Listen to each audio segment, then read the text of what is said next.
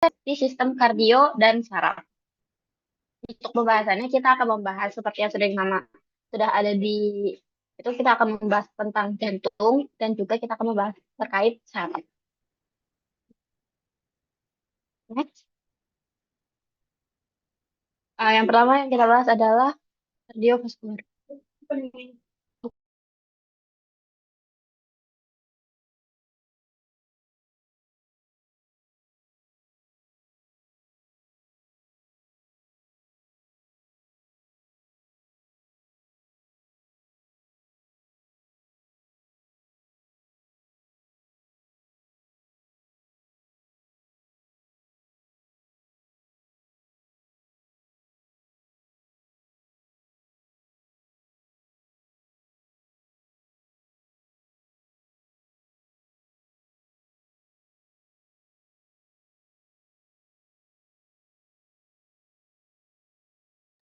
Di next. Nah, ini adalah pembahasan kita. Itu ada miokarditis, peradangan pada otot, perikarditis pada pembungkus jantung, infark, vaskulitis, arteriosklerosis, dan aterosklerosis. Next.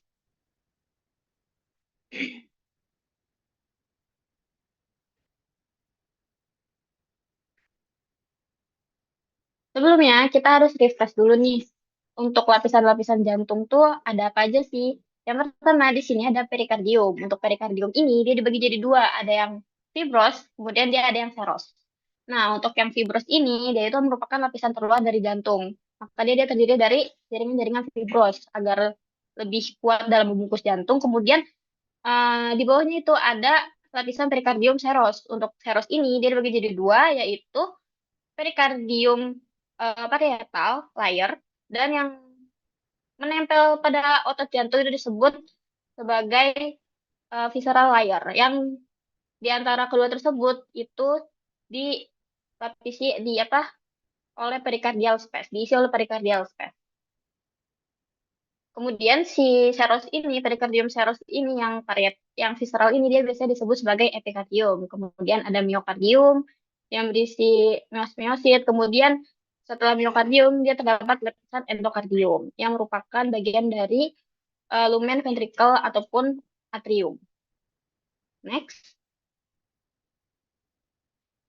Selanjutnya yang kita bahas miokarditis. Sesuai nomenklaturnya di sini mio itu otot. Kemudian di sini tis itu merupakan penamaan untuk peradangan. Jadi miokarditis ini adalah peradangan pada otot jantung. Nah, biasanya dia ini merupakan penyakit secara yang disebabkan oleh infeksi agen bakteri ataupun virus, ataupun bisa yang dia itu bisa masuk secara hematogen dan juga beberapa penyakit sistemik. Kemudian untuk miokarditis ini juga didefinisikan sebagai kerusakan pada otot jantung yang disebabkan oleh infiltrasi sarana yang merupakan kelanjutan dari infeksi atau reaksi imun. Next. Nah, ini untuk secara mikroskopik dari miokarditis. Di sini terdapat infiltrasi saradang di antara sabut-sabut otot. Kemudian infiltrasi saradang ini berwarna basofilik. Kemudian di antara sabut otot ini dia masih normal. Jaraknya masih normal gitu. Nah, ini untuk normalnya miokarditis seperti ini, dia itu terdapat inti sel di tengah dan berbentuk silindris tabung dan bercabang. Next. Nah, ini secara makros, di sini tampak dari jantung ini dia tampak membesar, ventrikel tampak membesar, di mana yang normalnya itu dia ukuran jantung harusnya ventrikel kiri dia itu lebih besar 3 kali lipat daripada ventrikel kanan, tapi di sini dia ini tampak sama ukuran antara ventrikel kiri sama ventrikel kanan.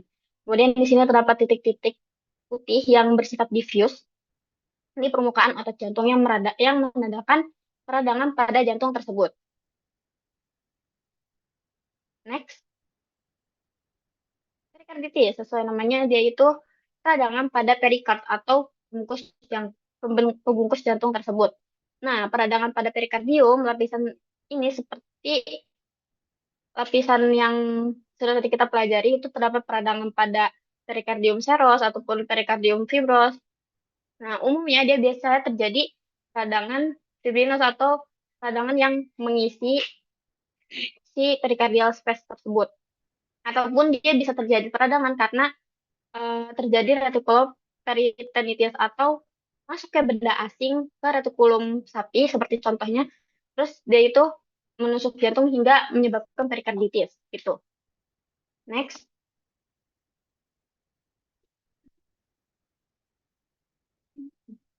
Nah, ini untuk perikarditis secara makros. Di sini tampak adanya cairan-cairan fibrin di atas epikard. Yang dimana ketika dia itu epikard sama si perikardium parietal dia itu menyatu, maka si perikardium itu akan tampak menebal, kemudian tampak menempel karena si cairan ini. Next. Ini secara mikroskopik, dia di sini tampak perikardium yang ruptur, kemudian tampak infiltrasi radang di antara sabut-sabut perikard. Next,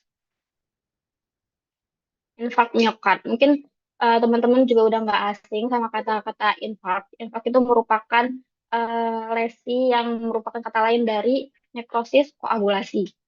Infark ini dia bisa terjadi karena kurangnya pasokan darah ke dalam otot. Jadi ketika arteri-arteri koronaria itu dia tersambat, tersumbat, terus kemudian tersumbat, kemudian si miosit-miosit otot jantung itu dia kekurangan darah, kemudian bagian si miosit-miosit tersebut akan mengalami kekurangan suplai oksigen juga sehingga si miosit-miosit tersebut terjadi kematian. Jadi bagian yang tidak tersuplai oleh darah tersebut akan mengalami kematian. Dan untuk infark miokard ini dia bisa disebut juga sebagai serangan jantung. Next,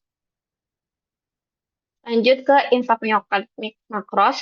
Untuk infark miokard makros ini dia terdapat bagian yang berbatas jelas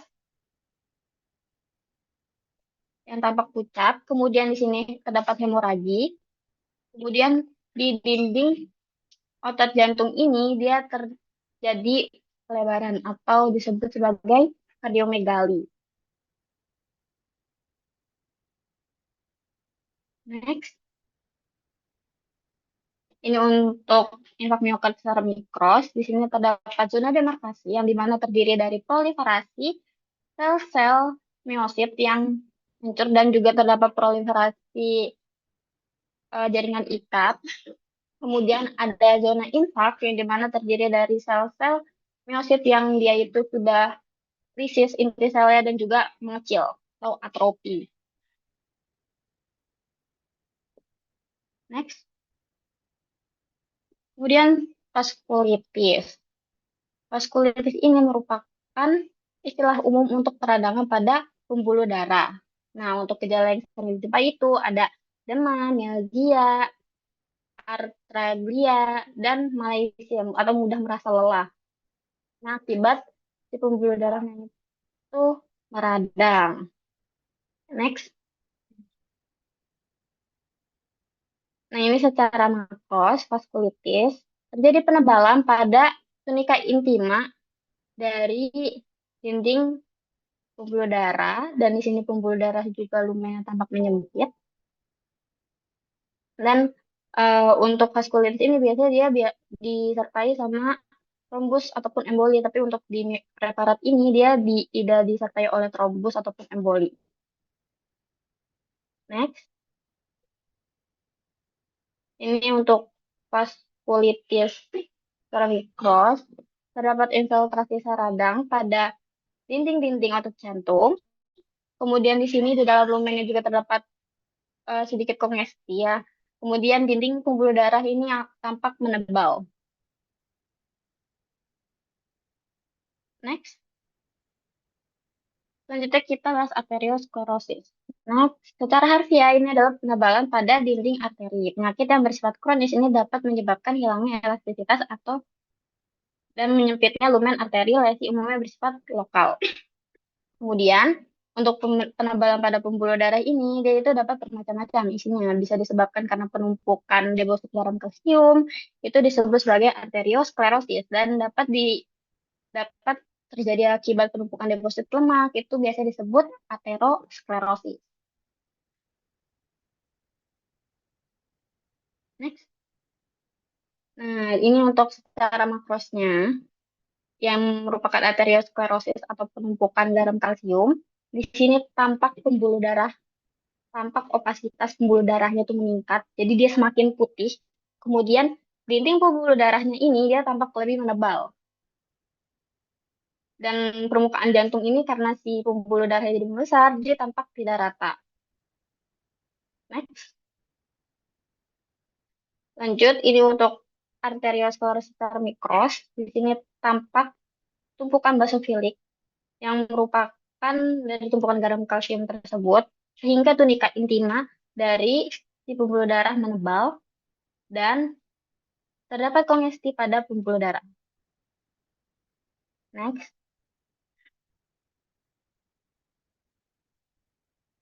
Nah, aterosklerosis ini merupakan penumpukan lemak atau lipid di dalam dinding pembuluh darah. Nah, keadaan ini untuk si lipid ini biasanya disebut plak atau foam sel. Nah, terus kemudian eh, si foam sel ini dia terbungkus oleh lapisan fibros yang disebut sebagai fibroscap. Next. Ini untuk aterosklerosis secara mikros, di sini tampak penumpukan plak atau foam lemak di dinding pembuluh darah. Kemudian pembuluh darah ini tampak menebal, dinding pembuluh darah terus tampak di sini juga fibroskapnya tampak ruptur. Nah, kemudian di sini juga tampak adanya trombus yang menempel pada dinding pembuluh darah. Mungkin bisa diingat-ingat lagi trombus, kayak trombus dan emboli. Kalau misalnya trombus itu dia pasti menempel pada dinding pembuluh darah. Kalau misalnya emboli itu pasti dia itu mengalir di aliran darah sehingga secara mikroskopik biasanya dia tidak mengalir di pembuluh darah. Tidak menempel pada dinding pembuluh darah. Next. Nah, ini untuk aterosklerosis. Dia ini merupakan penumpukan lipid pada dinding pembuluh darah. Di sini tampak opasitas yang meningkat, tapi dia lebih kekuningan dibandingkan si arteriosklerosis. Karena untuk penumpukan ini, penumpukannya lemah. Kemudian pembuluh darahnya juga tampak membesar, dan jantung tampak tidak rata. Next. Lanjut ke sistem saraf. Untuk sistem saraf, kita akan membahas terkait meningitis, encephalitis, meningoencephalitis, perivascular coughing, inclusion disease yang contoh penyakitnya adalah rabies dan distemper. Nah, ini histologi. Kita sebelumnya juga refresh dulu untuk histologi normal dari si meningitis. Untuk meningitis ini dia punya 3 lapisan. Untuk lapisan pertama, dura mater, itu lapisan terluar. Dia itu terdiri dari 2 lapisan. Ada lapisan yang menempel pada tulang. Dia fungsinya biasanya sebagai periosteum dari otak dan pembungkus otak. Terus kemudian di bagian bawahnya itu ada lapisan yang ke bawah atau biasa disebut parietal, duromata parietal. Nah, itu tuh dia berfungsi sebagai pembungkus di otak. Kemudian di sini juga ada lapisan arsenoid, kemudian ada pia mater. Ya, di antara arsenoid membran sama pia mater ini terdapat peri arsenoid subarachnoid space. Nah, yang biasanya itu terisi oleh cairan cerebrospinal. Nah, cairan cerebrospinal ini maksudnya subarachnoid space ini biasanya bukan diisi oleh cairan cerebrospinal aja, tapi dia juga diisi oleh pembuluh darah, juga diisi oleh jaringan-jaringan fibrosa yang bentuknya itu kayak kayak jaringan kayak jaring laba-laba gitu ya. Dia disebutnya sebagai trabecula arachnoid.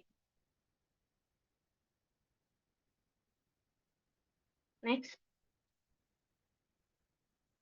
Ini untuk histologi normal dari otak cerebrum. Di sini terdapat substansi alba atau bagian di dalam atau disebut juga white matter. Kemudian bagian yang di bawahnya leptomeningens itu tuh dia disebut sebagai substansia grisea atau bagian abu-abu. Secara histologinya juga dia berbeda. Untuk substansia grisea itu dia terdiri dari sel-sel neuron, sel-sel oligodendroglia, mikroglia, dan juga sel-sel astrosit. Nah, untuk yang bagian white matter itu dia terdiri dari sabut-sabut mielin, dan sel-sel oligodendroglia. Next. Nah, ini untuk fisiologi normal antara cerebrum dan cerebellum. Untuk cerebrum sendiri sudah dijelaskan tadi, itu terdiri dari sel-sel yang neuron, oligodendroglia, nucleoglia, astrostit. Nah, untuk cerebellum itu biasa dia terdiri dari tiga lapisan. Untuk lapisan pertama, dia terdiri dari lapisan molekuler. Yang atas bagian yang longgar, terus dia di situ ada sedikit sel-sel oligodendroglia, terus kemudian di tengah-tengahnya itu dia ada lapisan sel Purkinje yang berada di antara lapisan molekuler dan granuler. Kemudian di bawahnya itu ada lapisan granuler. Next, untuk portal of entry-nya, yang pertama ada hematogenous. Dia merupakan paling umum karena semua nutrisi, suplai oksigen, semuanya itu berasal dari darah. Kemudian ada direct extension atau bisa penetrasi langsung melalui kalvaria atau kafum atau tulang os dari kranium. Kemudian bisa juga merupakan infeksi dari telinga dalam, kafum nasal, atau osteomyelitis karena mereka itu berhubungan langsung ke otak.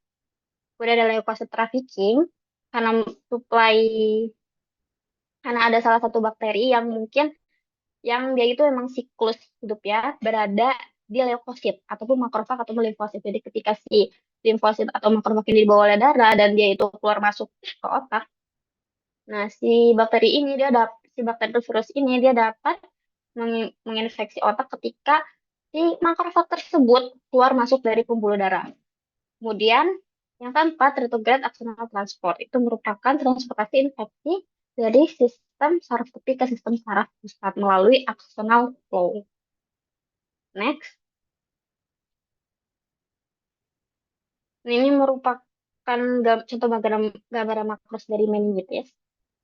Untuk meningitis ini terdapat infiltrasi eksudat yang berwarna kekuningan di sulcus-sulcus otak.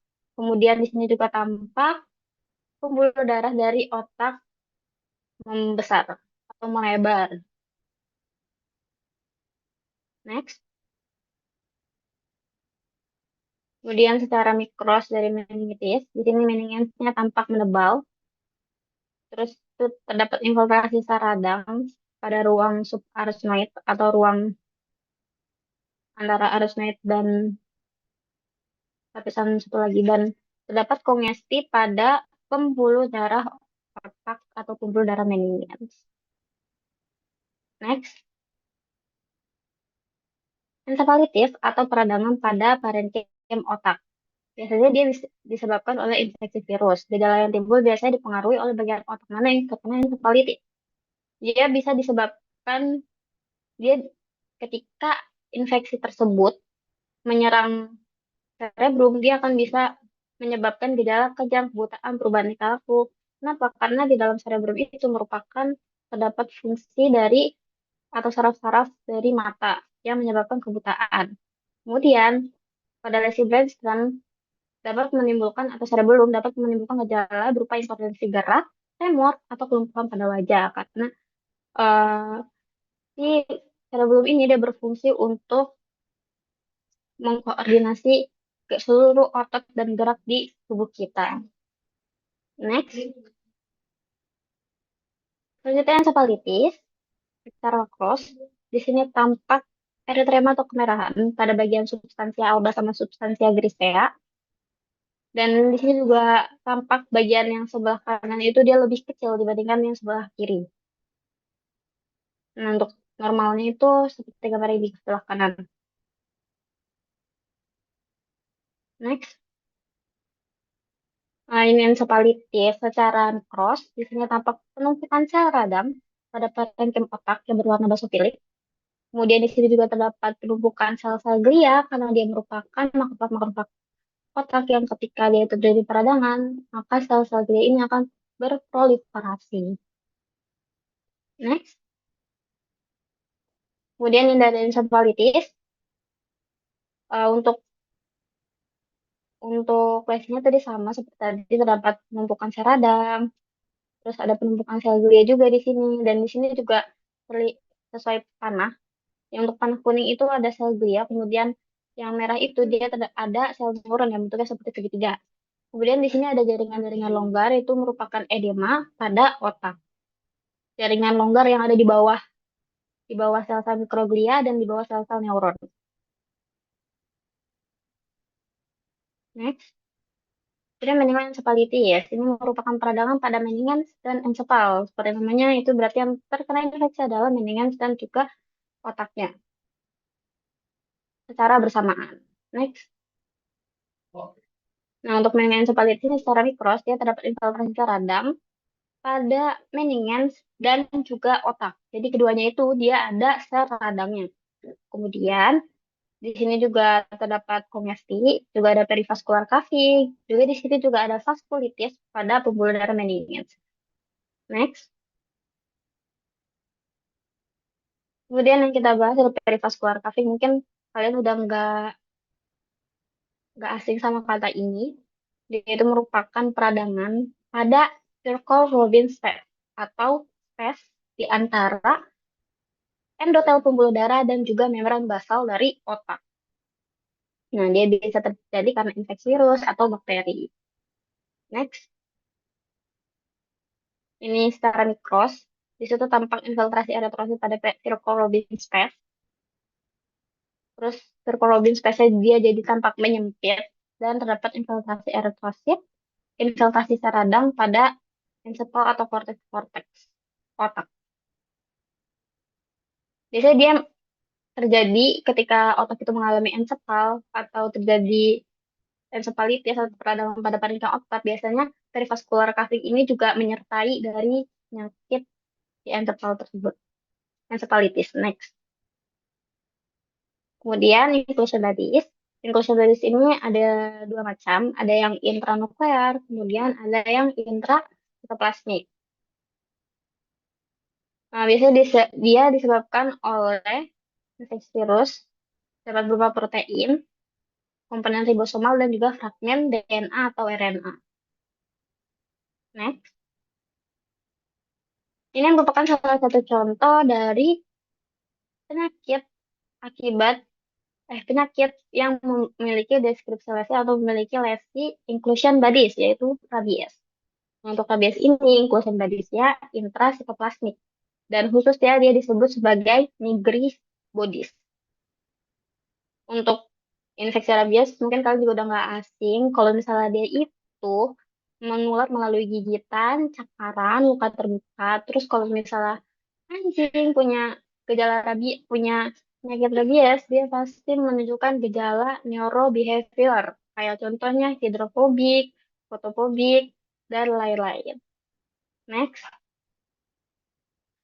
Nah, untuk patogenesisnya, setelah dia tergigit, setelah inokulasi virus ke dalam otot, maka dia akan berreplikasi di dalam otot.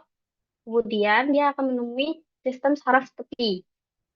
Nah, sistem saraf setelah menemui sistem saraf tepi, dia akan naik melalui retrograde axonal transport, seperti yang tadi sudah dijelaskan melalui portal of entry, melalui axonal flow.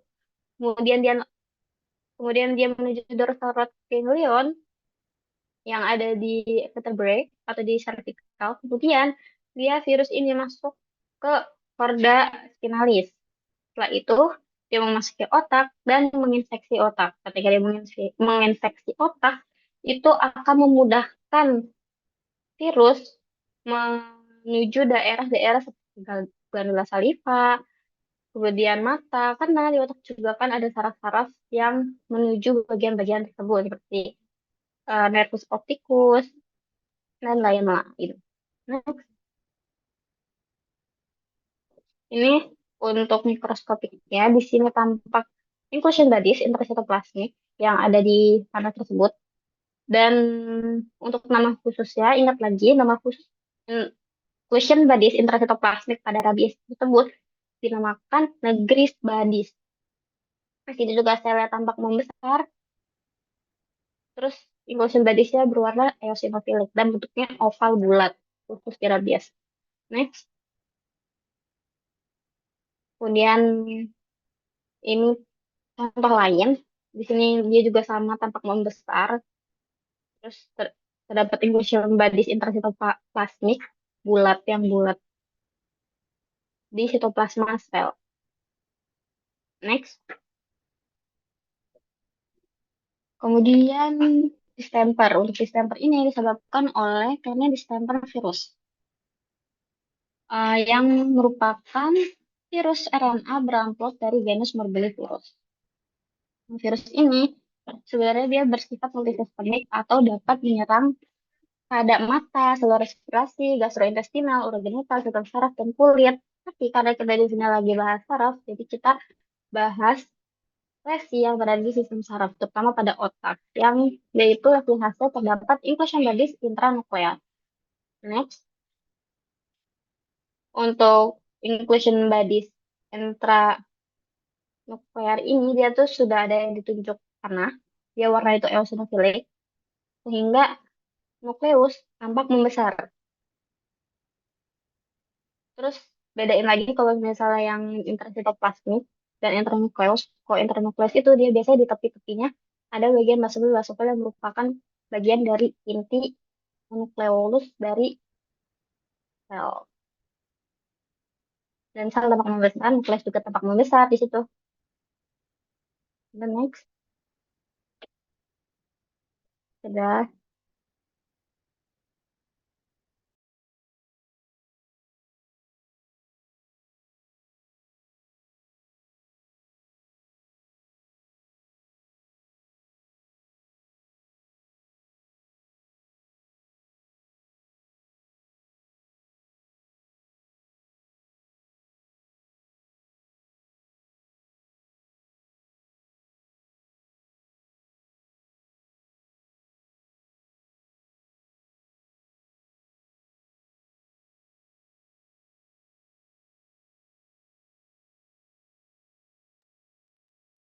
Kemudian di sini kita akan tampilkan untuk gambar-gambar dari praktikum sistem kardiosaraf.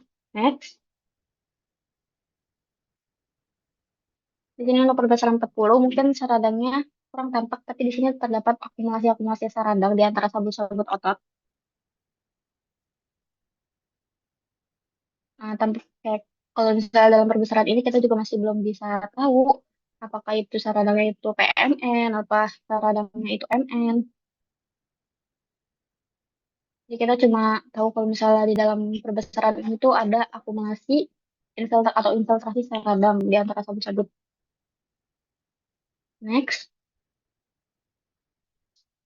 ini untuk perbesaran 100. Untuk filtrasi radang juga masih sama, karena ini juga masih satu preparat sama yang tadi, cuman ini lebih besar perisarannya. Terdapat infiltrasi radang pada di antara sabut-sabut otot jantung. Kemudian next, nah, ya, nah, ini untuk pembesaran ini untuk pembesaran 400 kali. Ini mungkin tampak lebih jelas sel radangnya di antara sabut-sabut otot. Next, untuk perikarditis. Ini untuk pembesaran 40. Ini terdapat infiltrasi radang juga, basofil juga. Terus untuk akumulasi lemak di situ itu normal ya, ada di perikarditis. Dia memang ada di perikarditis. Terus di perikardiumnya itu dia jadi tampak menebal. Next. Kemudian aterosklerosis yang merupakan penumpukan form lemak pada atau plak pada dinding pembuluh darah. Nah, itu form lemak itu pada pewarnaan lemak eosin dia tidak terwarnai. Dan di dinding pembuluh darah atau di tunika intima ini dia tampak di dinding pembuluh darahnya itu membesar dan tampak kayak ada bagian yang longgar-longgar itu yang diisi lemak. Next. Ini secara perbesaran 100. Jadi dia tampak lebih jelas untuk form-form lemaknya. Next. Nah, di sini lebih jelas lagi plak-plaknya atau form-form lemaknya. Terus di situ terdapat penimbunan inti sel lemak. Next, nah ini untuk preparat saraf. Encephalitis, mungkin kalau misalnya besar 40 dia nggak bakal bisa kelihatan ya ini encephalitis atau enggak gitu. Next, ini persalinan 100 mulai terlihat radangnya di paru-paru otak. Dan next, nah ini dia tampak akumulasi sel radang dan sel glia pada parenkim otak. Nah, di preparat ini juga terdapat infusion bodies intrasitoplasmik yang berwarna basofilik.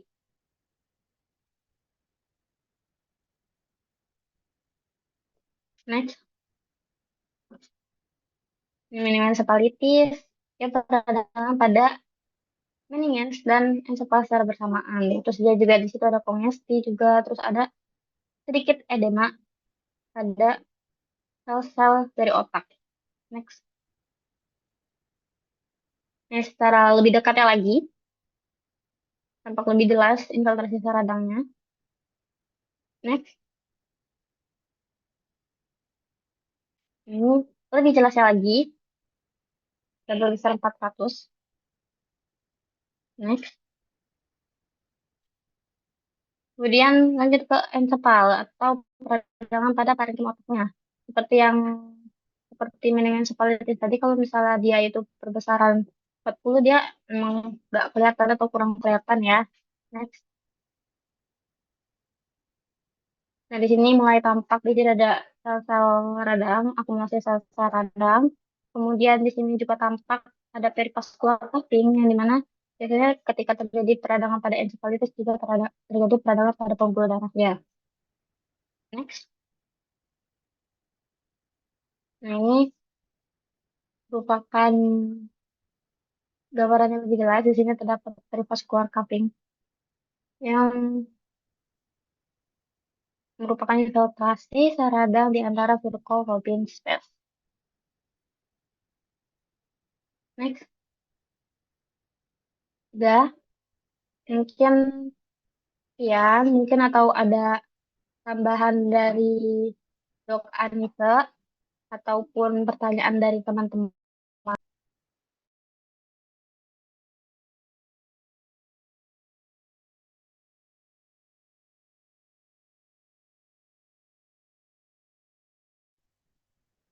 Dari saya nggak ada, Dek Lulu. Silakan dilanjut saja ya. Jadi baik Dok. Untuk teman-teman, apakah ada yang ditanyakan?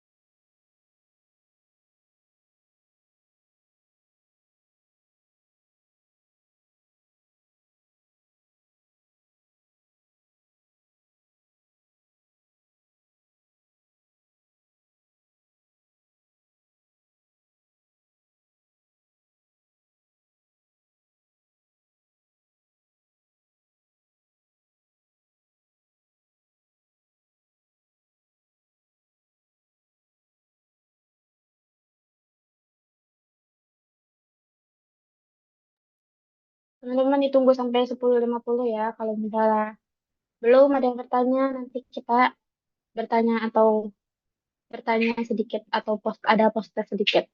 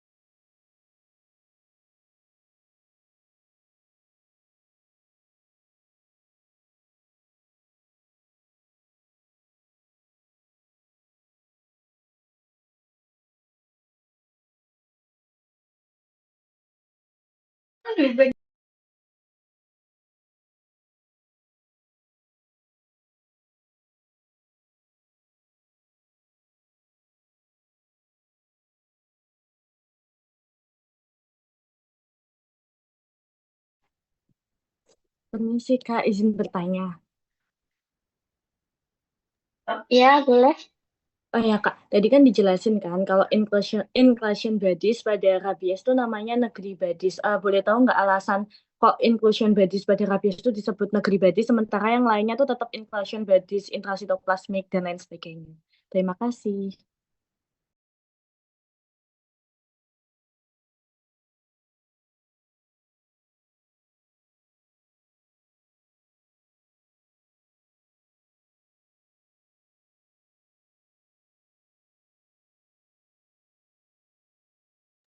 Oke, jadi secara literatur yang sudah kita baca, jadi si negeri Badis itu emang penamaan khusus pada rabies. Kenapa dia itu bisa dinamakan negeri Badis? Sebenarnya gak tahu dia bisa dinamakan negeri Badis kenapa, tapi intinya dia itu dinamakan negeri Badis dan dikhususkan untuk rabies karena bentuknya yang oval bulat, yang biasa pada rabies. Kalau misalnya untuk inclusion yang lain, itu tuh belum tentu untuk bentuknya ini bentukan oval bulat. Dan mungkin ini sedikit tambahan juga kalau misalnya bisa disebut negeri Badis itu dia karena di negeri Badis ini dia merupakan penemu dari inclusion Badis ini pada rabies. Jadi namakanlah negeri Badis. Cukup menjawab? Oke Kak, sudah menjawab. Makasih banyak. Oh ya Kak, aku izin tanya satu lagi sih. Sebenarnya tuh inclusion Badis intrasitoplasmik yang ada pada neuron itu cuman pada rabies atau ada kayak penyakit lain gitu Kak? Kalau nggak ada, kalau itu cuma rabies bisa jadi mungkin penamaannya karena itu. Ya. Jadi kalau misalnya pada hewan mamalia itu memang biasanya dia disebabkan oleh rabies. Terutama yang bentuknya oval bulat dan eosinofilik itu yang dia merupakan isinya debris-debris dari sel-sel rabies. Nah, untuk hewan lain itu ada lagi yang dia merupakan di deskripsi atau patologisnya itu merupakan inclusion dari intrasitoplasmik. Itu contohnya kalau misalnya pada ayam itu ada IBD ataupun Newcastle disease juga ada inclusion dari intrasitoplasmik. Cukup menjawab. Oke Kak, cukup menjawab. Makasih.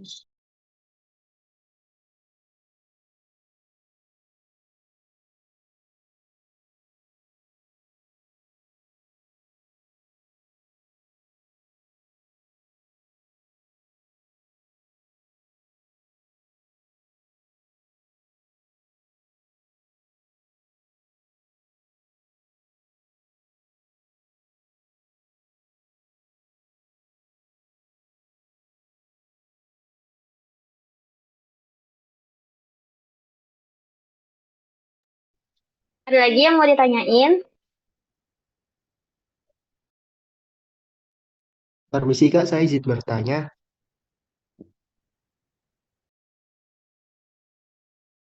Ya boleh. Saya izin bertanya untuk yang miokarditis kan untuk pembagian berdasarkan manifestasi kan itu bisa bersifat nekrotik dan supuratif ataupun bisa bersifat limfositik ataupun posinolitik gitu. Untuk lesi yang bersifat nekrotik dan supuratif itu untuk lesinya itu apakah sama atau beda ya Kak untuk yang miokarditisnya? Terima kasih Kak.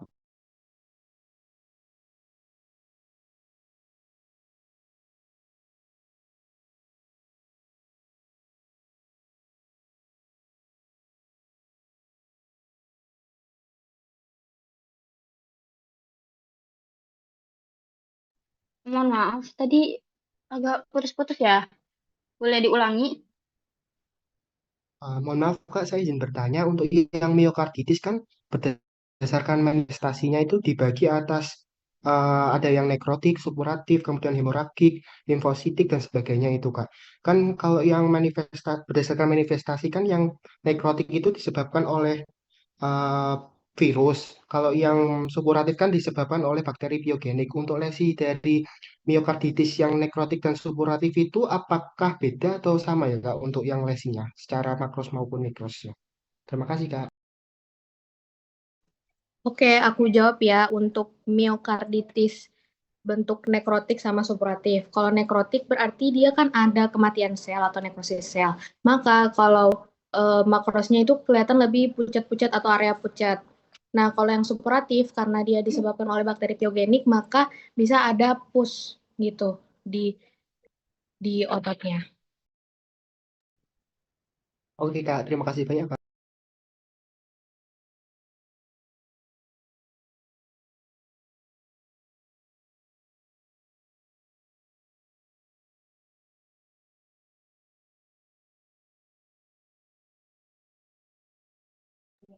Oke, ada yang mau ditanyain lagi?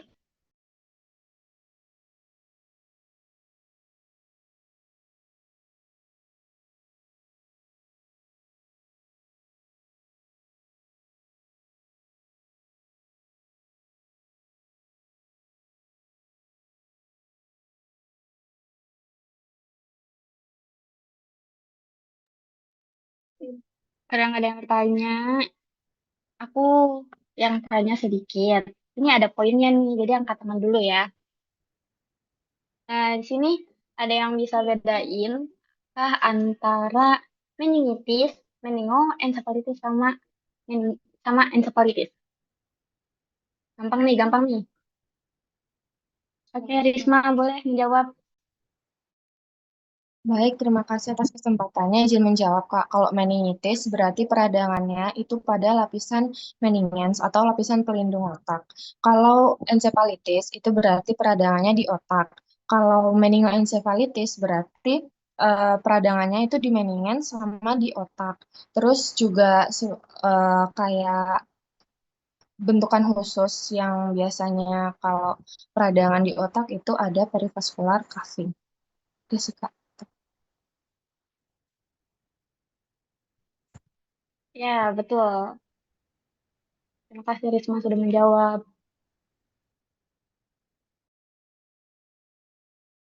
Ini ada satu lagi nih pertanyaan. eh Apa bedanya antara perivascular cuffing sama vaskulitis? Gampang nih.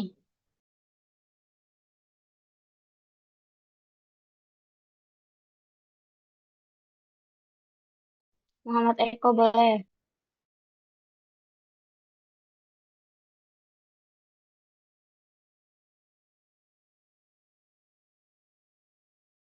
Eko boleh izin jawab.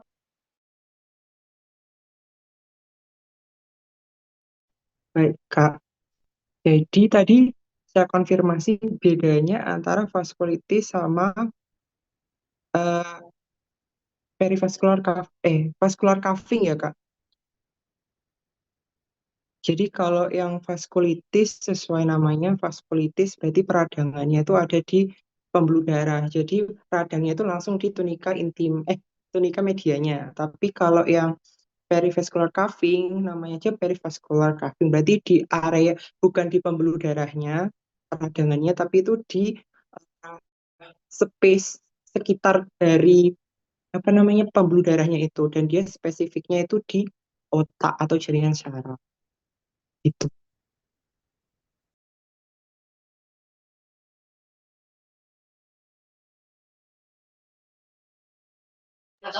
Nama space-nya apa kalau boleh tahu? Lupa Kak. Yang lain, coba tahu bisa bantu.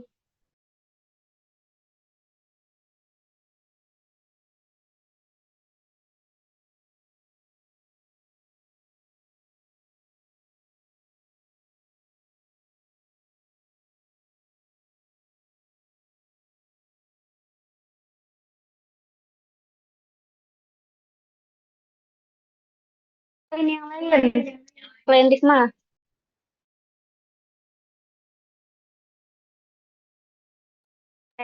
boleh Ramadesi. Siswa Pins Space. Izin menjawab ya Kak, untuk perivaskular Kuving sendiri itu letaknya ada di antara sel endotel sama basal parenkim otak. Betul, letaknya di situ. Dan untuk namanya, penamanya tadi udah disebutin Tika sama Eko, namanya Virchow Robin Test. Terima kasih yang udah mau menjawab. Keren, keren, keren. Mungkin untuk praktikum pada hari ini kami cukupkan. Terima kasih sudah hadir pada pagi hari ini. Untuk absensi, selain akan kita kirimkan dan kami kasih batas waktu sampai 11 lewat 5 untuk pengisian presensi.